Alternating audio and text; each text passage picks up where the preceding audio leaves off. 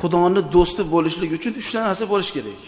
وقال ابن عباس رضي الله عنهما ثلاثة من كن فيه فقد استحق ولاية الله حلم أصيل يدفع به سفه السفيه وورع يمنعه من المعاصي وحسن خلق يداري به الناس. Ibn Abbas radhiyallohu anhuma aytadilar, 3 narsa bor.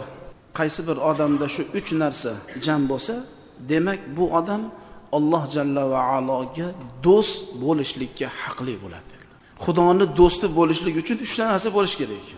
Kim? Ahmaq odamga o'ta go'zal hilm bilan javob qilishlik.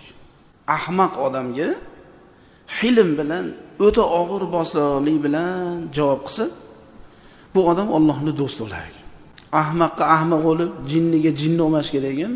Sal unga juda og'ir bosliq bilan baqiryapti, qiy-chuv qilyapti.